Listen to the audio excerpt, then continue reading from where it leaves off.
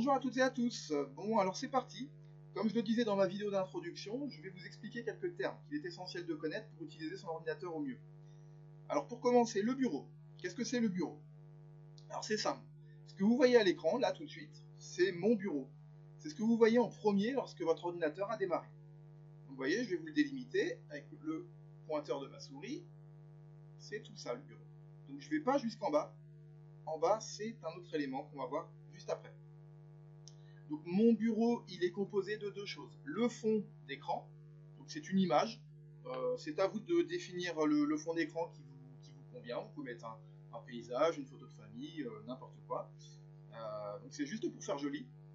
Et le deuxième élément, ce sont tous les icônes que l'on voit là.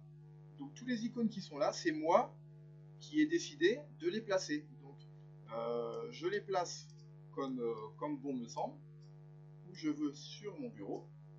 C'est moi qui ai choisi quelles étaient les icônes qui s'afficheraient ici. Donc généralement, vous placez les icônes sur le bureau en fonction de votre utilité. Si vous vous servez régulièrement, par exemple, d'un logiciel comme Skype pour communiquer avec vos amis, votre famille, et ben, comme je l'utilise régulièrement, je l'ai placé sur mon bureau. Voilà. Comment dire, pour faire simple, on pourrait comparer ce bureau comme votre vrai bureau, sur lequel vous posez tous les éléments dont vous avez besoin régulièrement. Le reste, c'est rangé dans les tiroirs de votre bureau. Donc là, c'est exactement la même chose. Alors on va ensuite passer au menu démarrer. Le menu démarrer, c'est le petit icône que l'on trouve tout en bas. Généralement, c'est quasiment tout le temps le cas. Il est en bas à gauche, le menu démarrer. Donc on va cliquer dessus. Alors à quoi il sert? Le menu démarrer, dans un premier temps, c'est grâce à lui que l'on va éteindre l'ordinateur. Donc vous voyez, j'ai cliqué sur le menu démarrer, j'ai un bouton ici qui me permet de mettre en veille, d'arrêter ou de redémarrer l'ordinateur. Voilà. Ensuite, le menu démarrer me permet d'avoir la liste de tous les logiciels, toutes les applications qui sont installées sur mon ordinateur. Donc vous voyez, je vais descendre pour vous montrer. J'ai un tas de logiciels installés sur mon ordinateur. Donc chaque logiciel a une fonction. Donc vous comprenez maintenant pourquoi sur le bureau je n'ai que quelques icônes. Je pourrais avoir tous les logiciels, mais j'ai décidé de ne mettre que les icônes sur mon bureau que j'utilise régulièrement. C'est beaucoup plus simple pour m'y retrouver. Donc si par exemple j'ai un logiciel, je ne sais pas moi, du traitement de texte, je voudrais faire du traitement de texte, si l'icône je ne le trouve pas sur mon bureau, il va falloir que je passe par le menu démarrer. Donc vous voyez, ici je vois Word, donc je vais pouvoir lancer à partir du menu démarrer le logiciel Word que je ne trouvais pas sur mon bureau. Alors si vous décidez de le mettre sur le bureau, c'est possible, donc on verra ça un petit peu plus tard, mais vous pouvez donc, comme je vous le disais tout à l'heure, le personnaliser et donc mettre l'icône ici sur votre bureau. Voilà. Alors on va passer à la barre de tâches. La barre de tâches, c'est l'élément qui se trouve en bas de mon écran tout le long, qui longe le bureau. Voilà. Tout ça, c'est la barre de tâches. Pourquoi la barre de tâches? Alors déjà, dans un premier temps, on va avoir ici eh bien, des logiciels qui tournent en tâche de fond sur mon ordinateur. Par exemple, mon antivirus, qui m'avertit que je suis bien protégé. Ici, je vais avoir par exemple l'icône de mon accès Internet, qui me dit que je suis bien connecté au Wi-Fi. C'est ici d'ailleurs que l'on va paramétrer la connexion Wi-Fi. Qu'est-ce que j'ai d'autre d'utile? Alors j'ai le haut-parleur, c'est ici que je vais régler le son de mes enceintes. J'ai le témoin de charge de ma batterie, l'heure, la date et des notifications. Donc voilà. Dans un premier temps, voilà l'élément de droite de la barre de tâches. Mais l'atout essentiel de la barre de tâches, c'est l'élément qui se trouve ici. Donc tous les icônes que vous voyez là. Vous allez voir que si je décide de faire plusieurs choses en même temps, grâce à cette barre de tâches, je vais pouvoir le faire. Exemple, ça vous paraît peut-être pas très clair, mais vous allez voir que à l'utilisation, vous allez comprendre très vite. Je voudrais le programme télé. Vous voyez ici, j'ai un icône qui me permet d'avoir mon programme télé. Alors qu'est-ce que je vais regarder ce soir? Ok, très bien. Ok. Mon logiciel télé loisirs, j'ai envie de le mettre de côté. Donc je vais faire le petit moins. Je reviendrai dessus. Qu'est-ce qui se passe en bas? Dans ma barre de tâches, le logiciel est toujours lancé. Je l'ai simplement mis de côté. Ce qui me permet de pouvoir faire autre chose en même temps et de revenir sur mon logiciel à tout moment. Alors là, j'ai décidé de faire autre chose, on va dire que je vais faire du traitement de texte. Donc je vais exécuter mon logiciel Word. Hop. Donc, vous voyez en bas ce qui s'est passé, c'est qu'on a un deuxième icône, donc l'icône de Word, qui vient d'apparaître. Donc maintenant, grâce à ça, grâce à ma barre de tâches, je peux passer de l'un à l'autre comme je l'entends. Donc vous voyez, si je clique ici sur Télé Loisirs, ça revient. Si je clique sur Word, c'est Word qui revient en premier plan. Donc voilà, ma barre de tâches me permet de faire tout plein de choses en même temps et de pouvoir ensuite basculer d'un logiciel à l'autre sans le fermer. Voilà, donc ça reste ouvert. L'ordinateur, on dit de l'ordinateur qu'il est multitâche. Donc voilà pourquoi. Alors maintenant, je vais vous expliquer les fenêtres. Les fenêtres, à quoi ça sert, c'est quoi? Je vais lancer un programme, n'importe quoi. Dès lors que vous lancez un programme, votre messagerie, Internet ou l'explorateur des fichiers, n'importe quoi, la corbeille, là je vais ouvrir ce PC, je vous expliquerai à quoi il sert plus tard. Là, ça c'est une fenêtre. Vous voyez, je la déplace comme je veux, je maintiens le clic et je peux la mettre où je veux dans ma page. Donc, ce qui va nous intéresser dans une fenêtre, ce sont ces trois petits éléments-là. Alors, à quoi il sert? Le premier, c'est un petit moins, le petit symbole moins, permet, vous voyez, quand je laisse ma souris dessus, je vois c'est marqué réduire. Alors, réduire, ça me permet de mettre cette fenêtre-là en bas dans la barre de tâches pour pouvoir faire autre chose. Hein? Je laisse mon travail de côté pour pouvoir faire autre chose.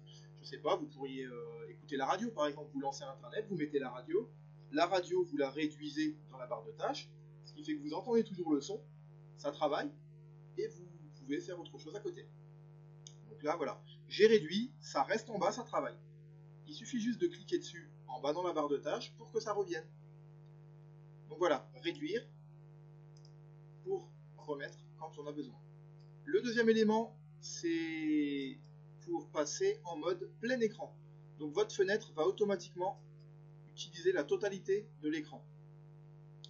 Si vous cliquez une nouvelle fois dessus, il redevient en taille normale. Plein écran, taille normale.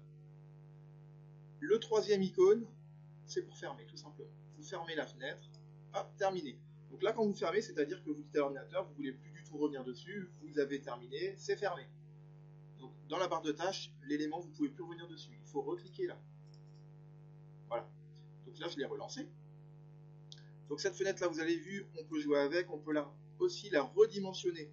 Donc soit je la mets en plein écran, comme je vous le disais tout à l'heure, mais si vous prenez les coins ou les bords de votre fenêtre, vous voyez, je peux agrandir comme ça. Je maintiens le clic de ma souris et je peux déplacer. Je peux la rendre. Je peux utiliser comme ça les bordures des côtés, en dessous, ou en diagonale. Ça me permet, alors quelle est l'utilité de ça? Ça me permet de pouvoir travailler sur deux documents en même temps, par exemple. Alors là, je travaille sur, je sais pas, j'ai des photos, je voudrais faire un tri de photos. Donc, vous voyez, je vais dans mes dossiers, et à côté de ça, je pourrais avoir, je sais pas, je vais créer un nouveau dossier. Ce dossier, je vais l'ouvrir. Vous voyez, j'ai deux fenêtres l'une derrière l'autre. Pour les voir en même temps, voilà, je la déplace, je peux mettre deux fenêtres côte à côte. Ça me permet aussi, je sais pas, quand je suis sur internet par exemple, de pouvoir comparer des choses. Vous souhaitez acheter, je sais pas, par exemple un appareil photo, vous pourriez avoir sur une première page un comparatif ou un test d'un appareil photo, et l'autre à côté, ça vous permet de visualiser facilement vos deux fenêtres les unes à côté des autres. Voilà. Donc elles sont indépendantes. Donc, vous voyez, j'ai le petit moins, l'agrandissement ou la croix sur cette fenêtre-là, et je l'ai aussi sur cette fenêtre-là. Donc chaque fenêtre est indépendante. Je ferme celle-ci, et je ferme celle-ci. Voilà pour les fenêtres. Je vais vous parler maintenant des raccourcis. Alors vous avez déjà dû entendre parler des raccourcis. Alors à quoi ça sert? Sur mon bureau ici, vous voyez que j'ai tout plein d'icônes. Certains de mes icônes, ce sont des raccourcis, mais pas tous. Comment je vais les reconnaître? C'est simple. Sur l'icône, je ne sais pas si vous allez bien voir, j'ai un petit carré sur fond blanc avec une flèche à l'intérieur. Dès lors que vous voyez un icône avec un petit carré sur fond blanc avec une petite flèche, c'est un raccourci. Si vous supprimez un raccourci, c'est pas très grave. Pourquoi? Le raccourci n'est simplement un icône qui va vous empêcher de faire une manipulation assez complexe pour vous emmener à un autre endroit.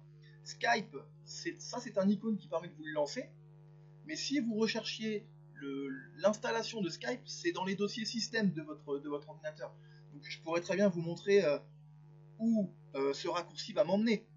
Si je lance Skype, finalement, vous ne le voyez pas en tant qu'utilisateur, mais finalement, le raccourci va vous faire tout un chemin. Donc je vais sur ce PC, disque local, je vais mettre en plein écran, ça va être plus simple. Ensuite, je vais dans Program Files. Ensuite, je vais trouver le dossier Skype, ce dossier-là. Et là, je trouve mon icône. Donc ici, c'est l'icône de base de l'installation du logiciel. C'est le vrai icône. Donc si celui-ci, je le supprime, ça va poser problème. Le raccourci, c'est pas très grave. Donc voilà, le raccourci vous permet d'éviter de faire ce que je viens de faire. Il m'emmène directement au bon endroit pour lancer le logiciel. Voilà. Donc faites attention quand vous supprimez quelque chose. Si c'est un raccourci, c'est pas très grave. Si par contre c'est le vrai fichier, le vrai dossier ou le vrai programme, faites bien attention à ce que vous faites. Voilà. Alors pour terminer sur les différents termes à connaître, je vais vous parler de la corbeille. Donc dès que vous supprimez un élément sur votre ordinateur, une photo, un fichier, des dossiers, n'importe quoi, vous allez pouvoir les retrouver dans une corbeille. Donc c'est comme dans la réalité, voilà, vous jetez du papier, quelque chose dans votre poubelle, vous pouvez toujours aller le récupérer. Donc là c'est la même chose. Dans la corbeille, vous allez pouvoir ici récupérer les éléments. Donc là vous voyez c'est marqué c'est vide. Donc, ma corbeille elle est vide.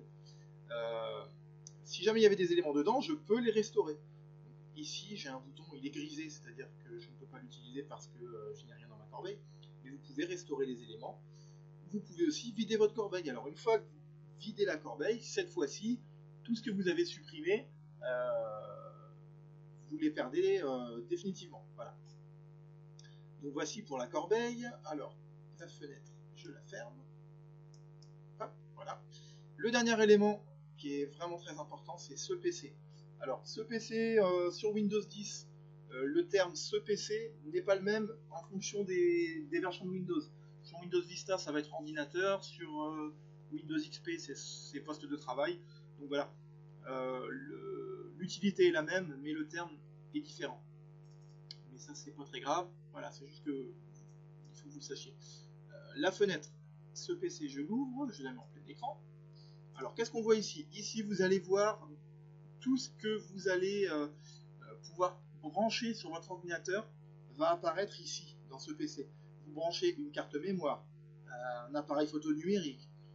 Qu'est-ce que vous allez pouvoir brancher? Une clé USB. Vous pouvez aussi insérer un CD dans votre lecteur DVD. Voilà, tout ce que vous allez pouvoir insérer, vous allez retrouver le contenu ici, dans ce PC. Vous voyez aussi le disque local C, donc ça c'est le disque dur de votre ordinateur, là où tout est enregistré. Donc votre Windows, tous vos dossiers, tous les logiciels installés, tout ça c'est le disque dur. Donc, vous voyez, moi il est en rouge, c'est-à-dire qu'il est quasiment plein mon disque dur. Ici vous voyez des dossiers. Donc ces dossiers-là, ce sont des dossiers qui ont été créés par défaut par Windows. Donc ces dossiers-là, ce sont vos dossiers personnels. Vous allez pouvoir y ranger dans ce dossier tous vos documents, dans ce dossier toutes vos images, dans celui-ci votre musique, ici tous les téléchargements que vous allez faire, ici toutes vos vidéos. Voilà. Donc après c'est à vous de personnaliser. Ça c'est une base qui a été créée. Je sais pas, par exemple dans Images, à l'intérieur, vous allez très bien pouvoir créer un dossier anniversaire. Vous mettrez dedans tous les anniversaires. Vous pouvez créer un dossier vacances, où vous rangerez toutes vos vacances, parce que voilà, c'est important de faire ça. On verra ça un petit peu plus tard, mais c'est très important parce qu'il y a forcément un moment où vous allez avoir beaucoup de données. Il faut que ce soit rangé correctement, sinon vous allez vite vous perdre. Donc voilà pour ce PC. Je ferme et à bientôt.